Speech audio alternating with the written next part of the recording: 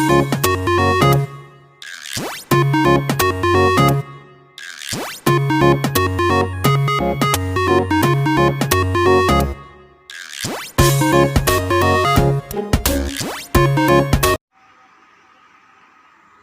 students, this is Pon Magwansi and I welcome you to the YouTube channel JB Education Help Desk. I hope you all are doing well. तो students आज अपने शुरू करने जा रहे हैं कक्षा 8 की विज्ञान का जो फर्स्ट चैप्टर है एग्रीकल्चर मैनेजमेंट के बारे में। तो एग्रीकल्चर मैनेजमेंट क्या होता है? कृषि प्रबंधन जिसको अपने कहते हैं, यह कृषि प्रबंधन के बारे में आज अपने डिस्कशन करने वाले हैं। तो इसके अंदर पढ़ना क्या है अपने को, तो पॉइंट्स टू स्टडी यानी कि किन किन पॉइंटों के बारे में अपने पढ़ना है। तो फर्स्ट जो पॉइंट रहने वाला अपना जिसके बारे में अपने स्टडी करेंगे वो है crops and its types. Crops and its types यानी कि फसलें और इसके प्रकार। सेकंड जो टॉपिक रहेगा अपना वो है एग्रीकल्चरल प्रैक्टिस यानी कि जो कृषि पद्धतियाँ विभिन्न प्रकार की उनके बारे में अपने पढ़ेंगे। थर्ड जो है main crops grown in Rajasthan, Rajasthan में उगाई जाने वाली मुख्य फसलें कौन कौन सी हैं। And fourth point is crops and environment, फसलें और जो पर्यावरण है उसके बारे में है। यानी कि फर्स्ट पॉइंट अपना रहेगा क्रॉप्स एंड इट्स टाइप, फसलें और उसके प्रकार। सेकंड रहेगा एग्रीकल्चर प्रैक्टिसेस यानी कि कृषि पद्धतियाँ। और थर्ड जो रहेगा वो रहेगा main crops grown in Rajasthan यानी कि राजस्थान में उगाई जाने वाली प्रमुख फसलें कौन कौन सी हैं इसके बारे में पढ़ेंगे। और फोर्थ जो रहेगा वो रहेगा क्रॉप्स एंड एनवायरनमेंट यानी कि फसलें और उनके क्रॉप्स एंड एनवायरनमेंट यानी कि फसल और पर्यावरण के बारे में। तो इन टॉपिक्स के बारे में अपने इस लेसन के अंदर, इस चैप्टर के अंदर अध्ययन करने वाले हैं फ्रेंड्स। तो यदि आप फर्स्ट टाइम चैनल पर विजिट कर रही हैं तो please like and share videos and subscribe my channels to get notification new video. Let's go start our topic.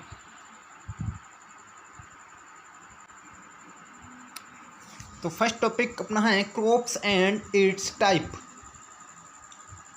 फसलें और इसके प्रकार के बारे में अपने सबसे पहले पढ़ेंगे कि फसलें क्या होती है और ये कितने टाइप्स की होती हैं। इन सब इसके बारे में अपने सबसे पहले क्या करेंगे, पढ़ेंगे। We have earlier studied that all the living organisms need food for their growth, development and being alive। यानी कि हम पहले ही इसके बारे में पढ़ चुके हैं कि all the living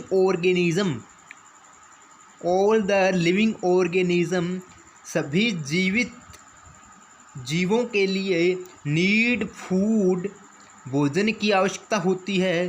for their growth development and being alive, उनको जीने के लिए, उनके विकास के लिए और उनके ग्रोथ के लिए किसकी आवश्यकता होती है? भोजन की आवश्यकता होती है। यानी कोई भी जीव है, चाहे वो कोई भी लाइव ऑर्गेनिज्म है, चाहे वो यूनिसेल्यूलर है, मल्टी सेल्यूलर है, प्लांट है, एनिमल है, कोई भी लाइव जो ऑर्गेनिज्म है, सजीव जो है, उसको जीवित रहने के लिए, उसको ग्रोथ करने के लिए, उसको डेवलपमेंट करने के लिए, वृद्धि और विकास के लिए उसको किसकी आवश्यकता होती है? उसको आवश्यकता होती है भोजन की यानी कि फूड की। Plants are prepare their own food, यानी कि पौधे अपना भोजन स्वयं बना लेते हैं। Plants are prepare their own food, पौधे अपना भोजन स्वयं बना लेते हैं। But animals can not prepare their own food, परंतु एनिमल्स यानी कि जो जीव हैं, जानवर हैं, can not prepare their own food, अपना भोजन स्वयं नहीं बना पाते हैं। इसका कारण क्या होता है कि पौधे तो अपना भोजन बना लेते हैं और जो जानवर होते हैं वो स्वयं के लिए खुद का भोजन नहीं बना पाते हैं। इसका जो कारण होता है वो ये होता है कि जितने भी प्लांट्स हैं उन सब में क्या होता है, क्लोरोफिल पाया जाता है। क्या पाया जाता है उनमें? उनमें पाया जाता है क्लोरोफिल। ठीक है, तो क्लोरोफिल यानी कि हरित लवक। क्लोरोफिल की सहायता से वो क्या करते हैं, क्लोरोफिल की सहायता से वो फोटोसिंथेसिस करते हैं। फोटोसिंथेसिस यानी कि प्रकाश संश्लेषण की प्रक्रिया वो करते हैं, जिसके कारण क्या है, वो क्लोरोफिल सनलाइट एंड CO2 की हेल्प से क्या करता है, स्वयं के लिए भोजन का निर्माण कर लेता है। जबकि एनिमल्स के अंदर ये चीज़ें होती नहीं हैं, इसलिए वो खुद के लिए भोजन का निर्माण नहीं कर पाता है। ठीक है, तो उस प्रक्रिया को अपने क्या कहते हैं, जिस प्रोसेस के द्वारा प्लांट्स स्वयं के लिए भोजन प्रिपेयर करती हैं उसको अपने कहते हैं फोटोसिंथेसिस। फोटोसिंथेसिस, ठीक है।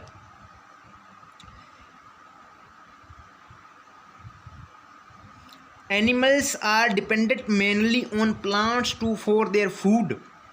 Animals are dependent mainly on plant for their food, यानी कि जो जितने भी प्रकार के जीव जंतु हैं वो मुख्य रूप से भोजन के लिए पौधों पर निर्भर करते हैं। जितने भी प्रकार के जीव जंतु हैं वो मुख्य रूप से भोजन के लिए किस पर निर्भर करते हैं, पौधों पर निर्भर करते हैं। To fulfil the food requirements to population 1.25 crores people, regular production of crops, proper management, care and plan distribution in necessary, यानी कि लगभग 125 करोड़ लोगों के लिए जो उपयोगी भोजन है उसकी निश्चित रूप से भरपाई करने के लिए नियमित रूप से उत्पादन फसलों का होना चाहिए, उनका प्रॉपर रूप से प्रबंधन होना चाहिए, उनकी देखभाल होनी चाहिए और एक निश्चित कार्य योजना के अनुसार उनका वितरण होना बहुत आवश्यक हो जाता है। India is a predominantly agricultural country, Bharat एक कृषि प्रधान राष्ट्र है। About 80% of the population residence is the village here, यहाँ की लगभग 80% जनसंख्या गांवों में निवास करती है।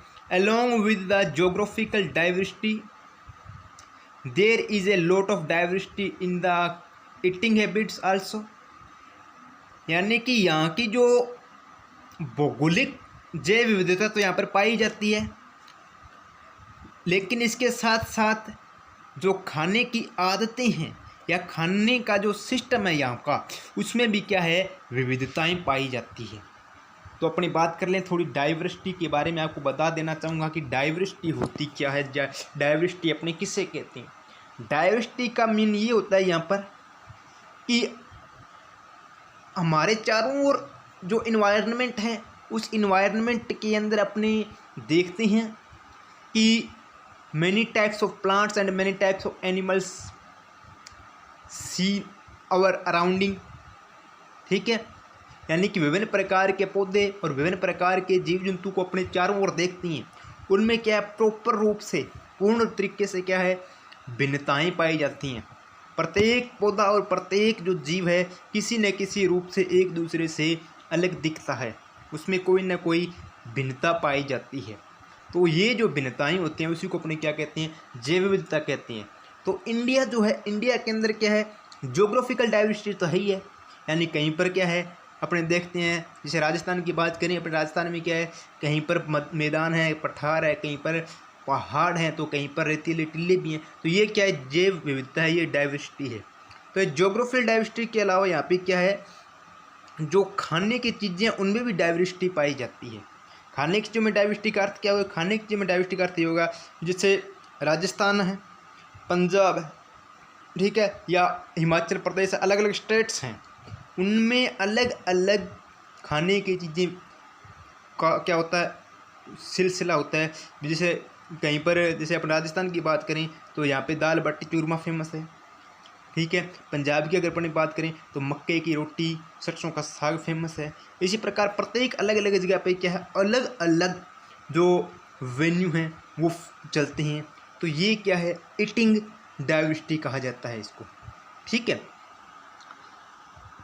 Let's us discuss on table 1.2 option the information about various crops found in your area. यानी कि अपने सारणी 1.1 के अंदर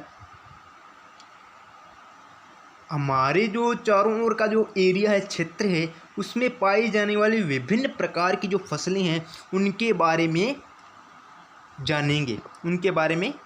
जानेंगे।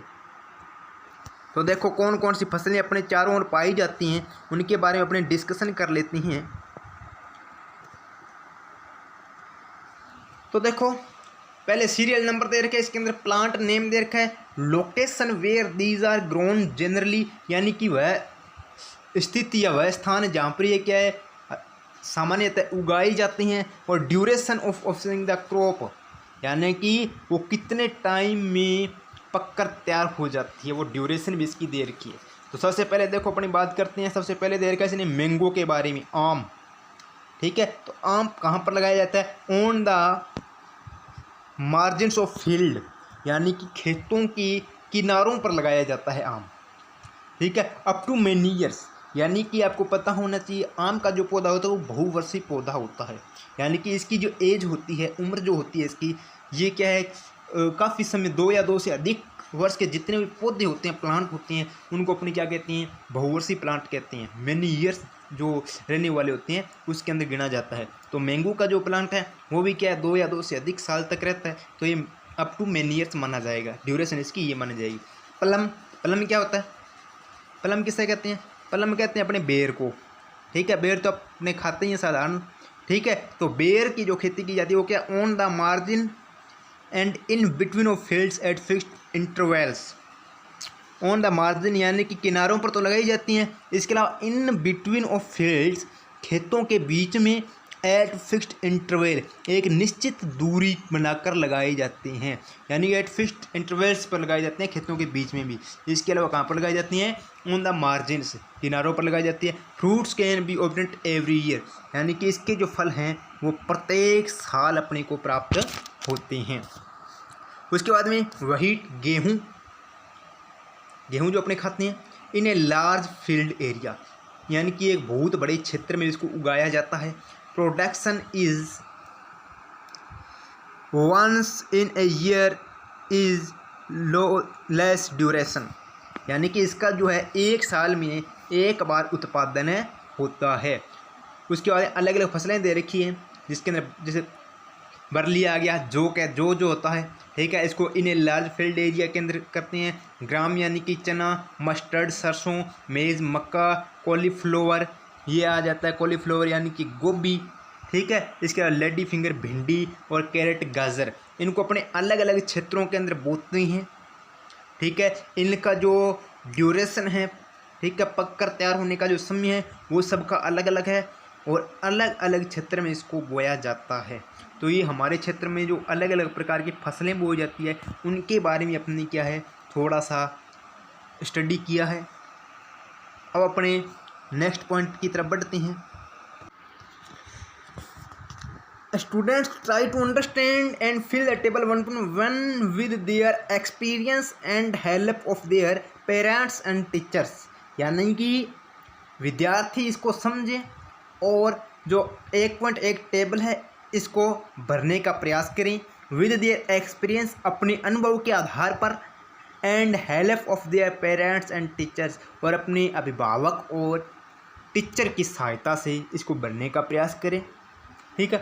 On the basis of observation made in table 1.1 we can say, यानी कि we can say that the plants which are of less used food are grown is comparatively less area, while those which are mainly used in food are grown in larger area।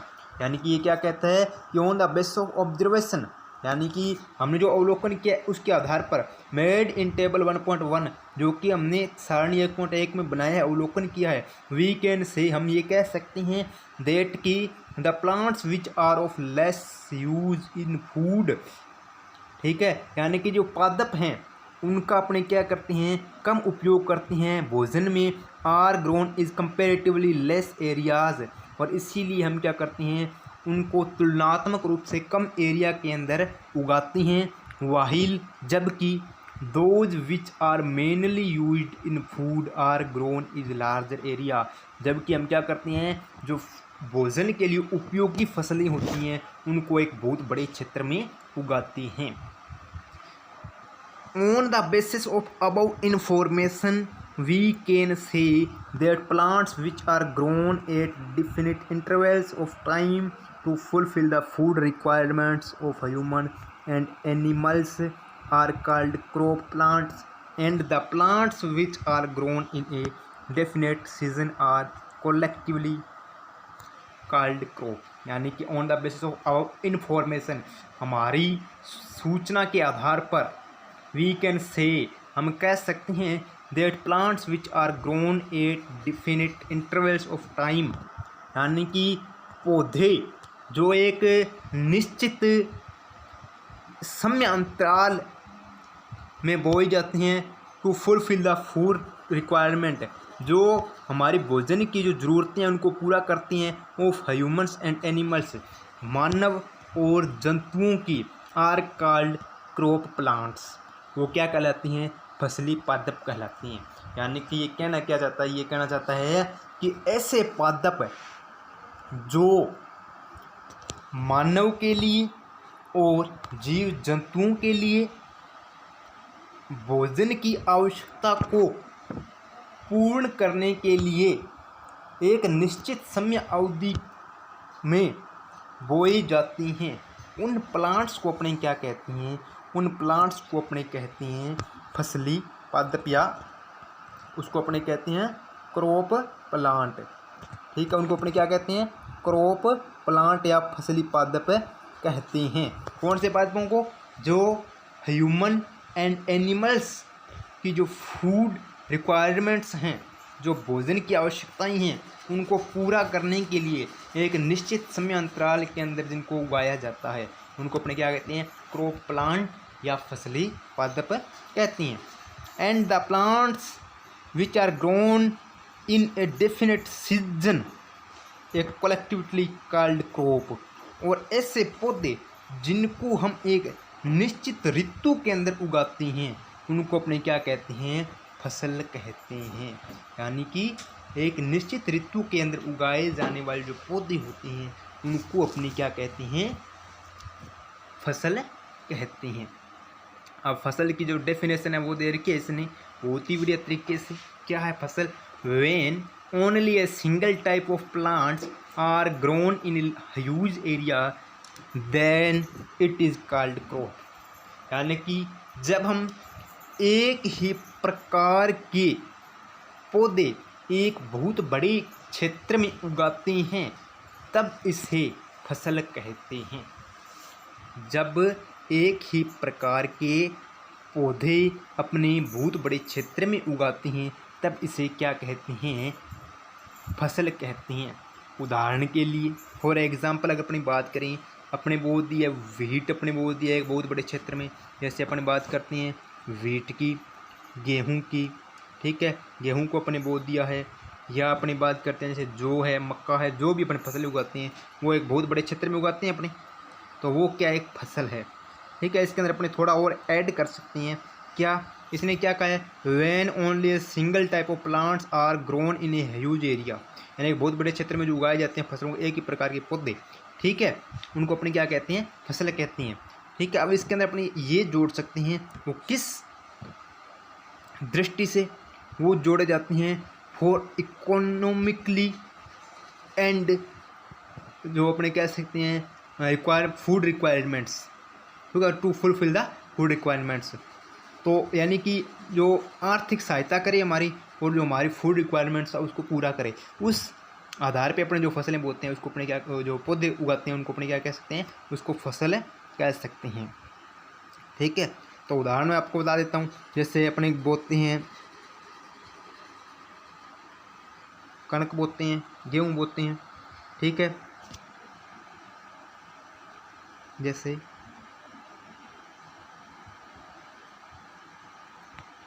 एक minute भाई, जैसे अपने बोते हैं wheat,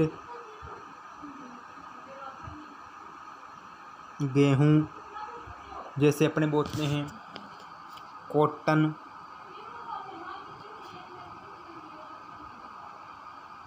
गेहूँ sorry कपास, तो ये क्या है, ये फसलें हैं। इनका उद्देश्य क्या होता है, जैसे व्हीट को बो रहे हैं अपने, गेहूँ बो रही हैं, तो उसके उद्देश्य ये होती हैं, ये पहली बात यहाँ पे पूरी हो रही है कि एक ही प्रकार के पौधे हैं ये, और एक बहुत बड़े क्षेत्र में उगा रही हैं, तो ये फसल है या नहीं है, फसल है। एक निश्चित सीज़न के अंदर अपने इसको उगा रहे हैं, एक डेफिनेट जो सीज़न है उस सीज़न के अंदर इसको अपने ग्रोन कर रही हैं, तो ये क्या एक फसल है। इसके अलावा ये हमारी क्या करती है, इकोनॉमिकली भी क्या करती है, ये हेल्प करती है, आर्थिक सहायता भी अपनी करती है गेहूँ, तो ये क्या फसल है। इसके अलावा ये क्या करती है, to fulfil the food requirements, यानी कि हमारी जो भोजन की आवश्यकता है उसको भी पूरा करने की क्षमता रखती है, तो ये क्या फसल है।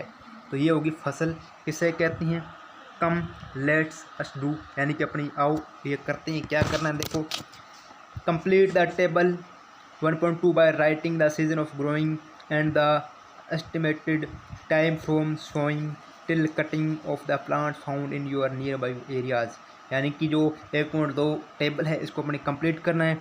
Writing the season of growing, यानी कि इसको उगाने का सीज़न कौन सा है उसको लिखना है, और the estimated time from sowing till cutting, यानी कि इसको उगाने से लेकर इसको काटने तक का जो समय है वो बताना है।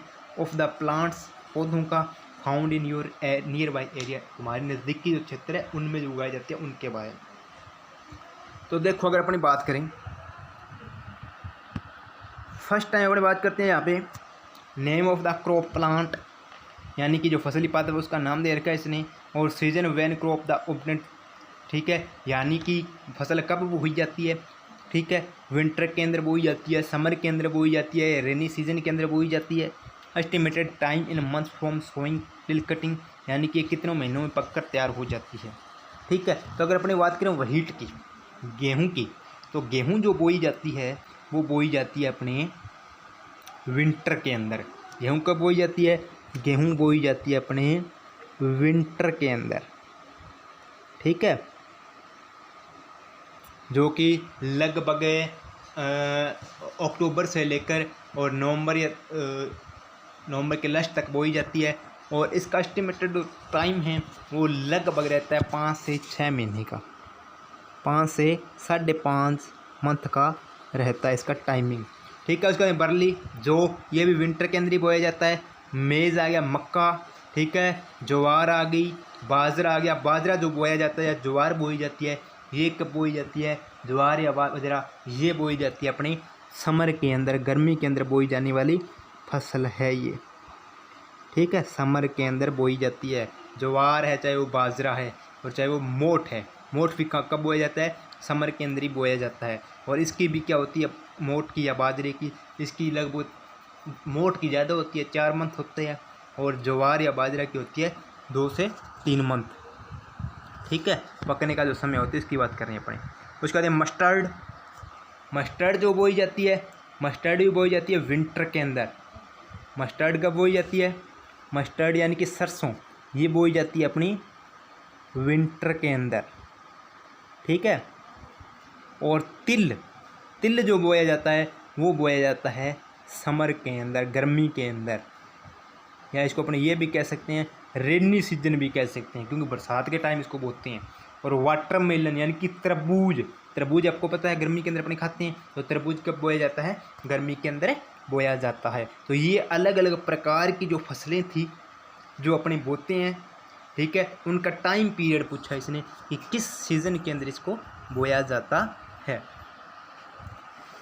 Students try to understand and fill the table with their experience and help of their parents and teacher, यानी कि जो विद्यार्थी हैं वो इस सारणी को समझने का प्रयास करें और अपने अनुभव के आधार पर और अपने माता पिता और टीचर्स की सहायता से इसको भरने का प्रयास करें। From table 1.2 we have known,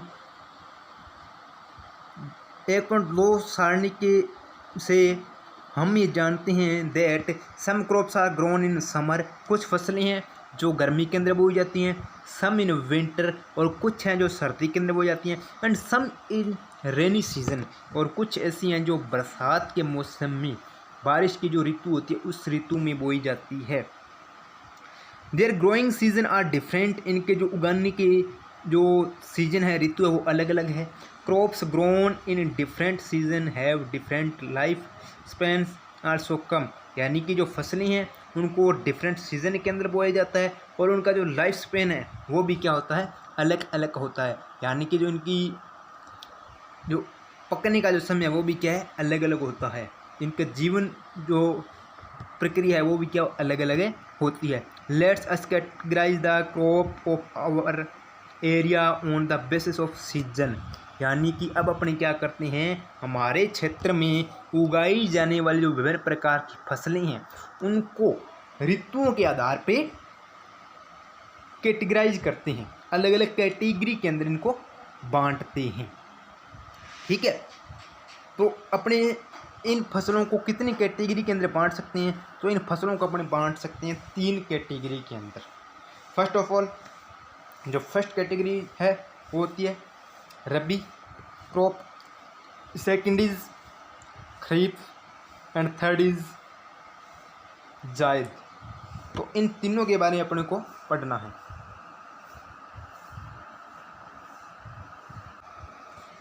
how many types of crops are there based on the season, यानी कि ऋतुओं के आधार पर फसलें कितने प्रकार की होती हैं।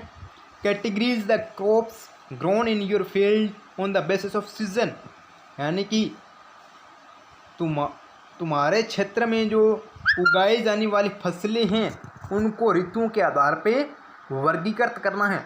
तो टाइप्स ऑफ क्रॉप्स, फसलों के प्रकार की अगर अपने बात करें, टाइप्स ऑफ क्रॉप्स ये कितने प्रकार की होती हैं?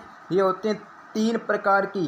Crops are categorise mainly into 3 group, 3 group के अंदर इनको डिवाइड किया जा सकता है। On the basis of season, यानी कि ऋतुओं के आधार पर 3 प्रकार में डिवाइड कर सकते हैं। और आर एज फॉलो, ठीक है, जो कि निम्न प्रकार हैं। तो फर्स्ट कौन सी है?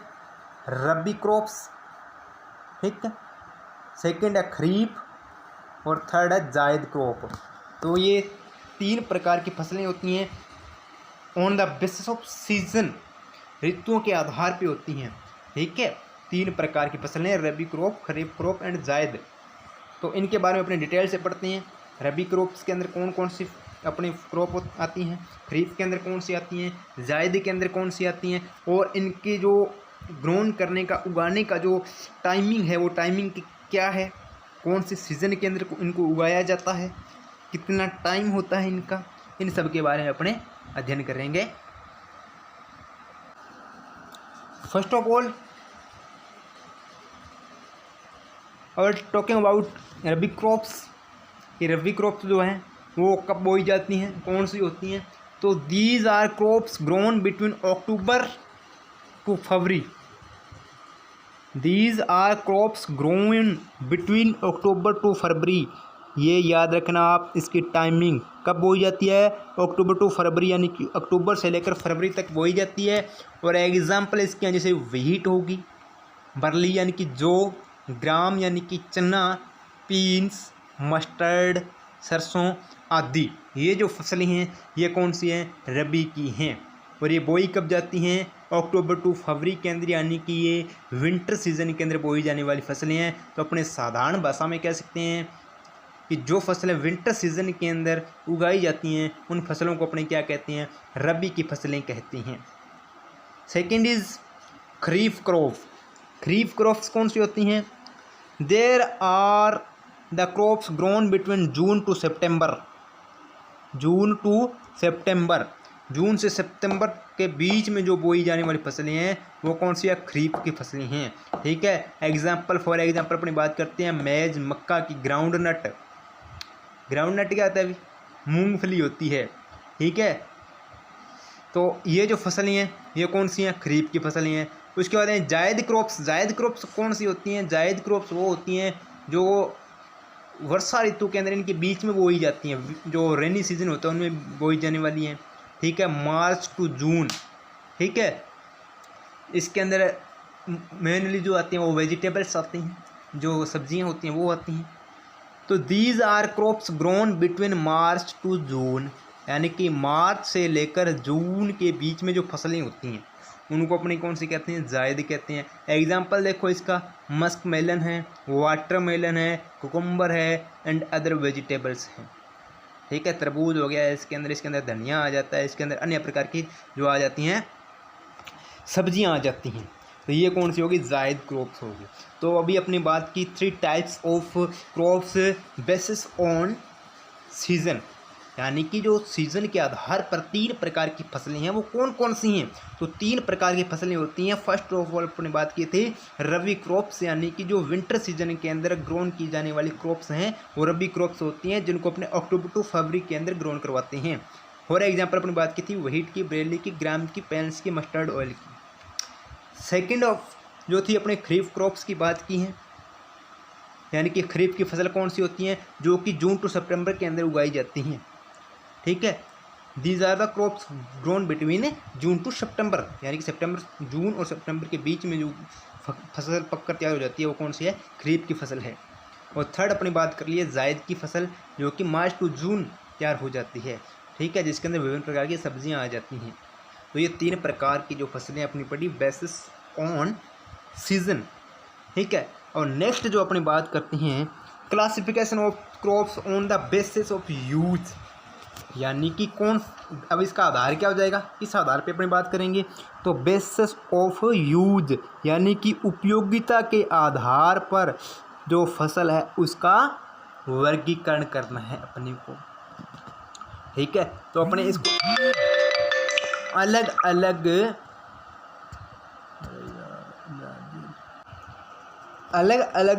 जो बेसिस है उनके आधार पे अपने अलग अलग इसको डिवाइड कर सकते हैं। तो फर्स्ट अपने बात करते हैं इसके अंदर कैरल्स की। कैरल्स क्रॉप, यानी कि जो धान है, जो अपने खाने में यूज करते हैं धान। ठीक है।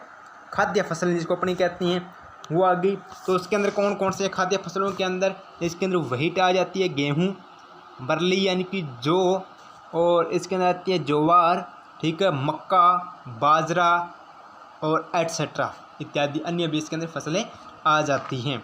ठीक है।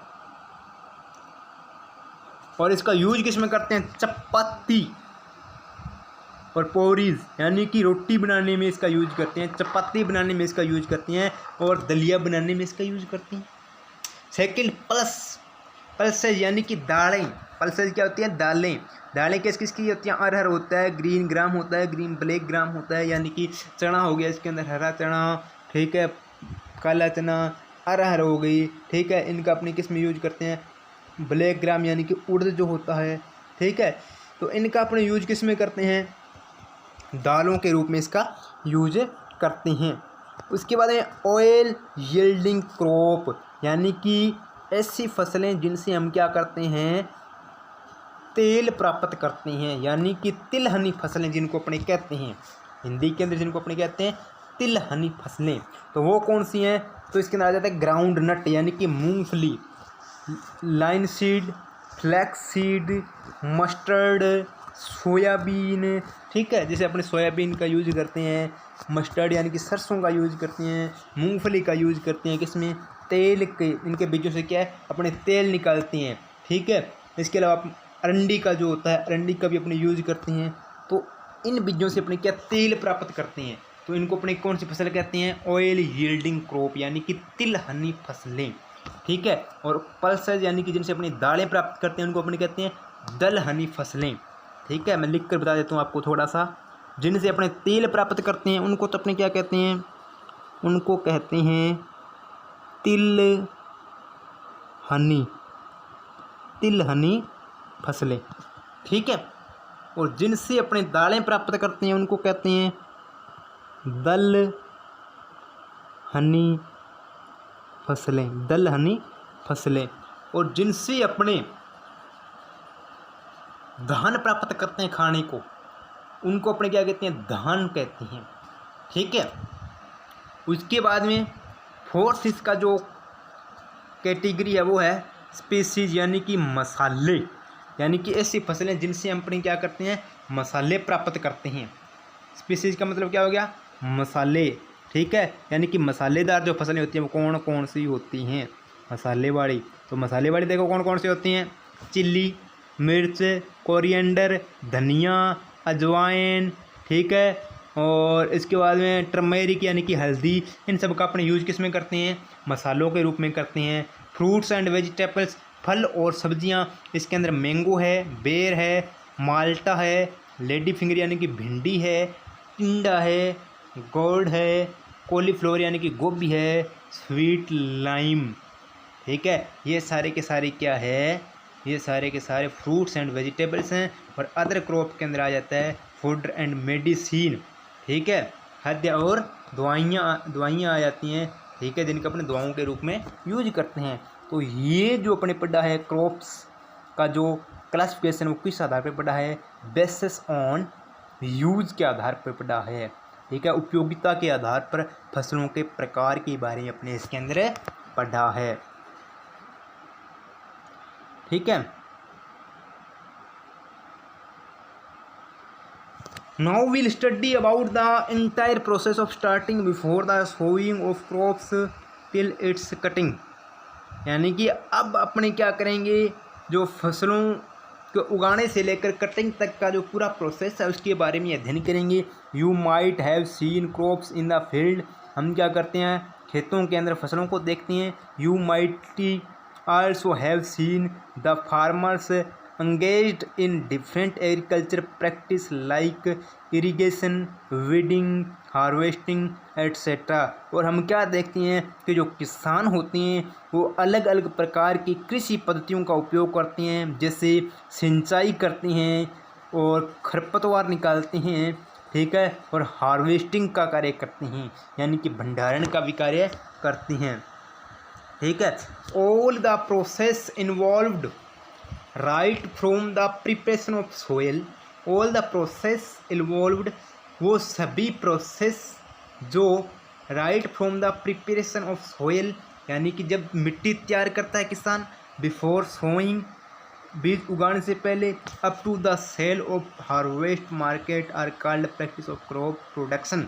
यानी कि मिट्टी तैयार करने से लेकर उसके अंदर बीजों को उगाना और उसके बाद में जब तक वो फसल को मार्केट के अंदर बेच देता है, ठीक है, भंडारण करता है, तब तक की पूरी जो प्रोसेस होती है उस प्रोसेस को अपने क्या कहते हैं, उस प्रोसेस को अपने कहते हैं फसल उत्पादन पद्धति। ठीक है, तो ये अपने पढ़ा फसल के बारे में। तो I hope that you understand my language and your topic. If you are not understand any topic and not cleared any concept about this topic, you are comment in comment box. I hope that you are understand. So goodwill, thank you so much. जय हिंद, जय भारत।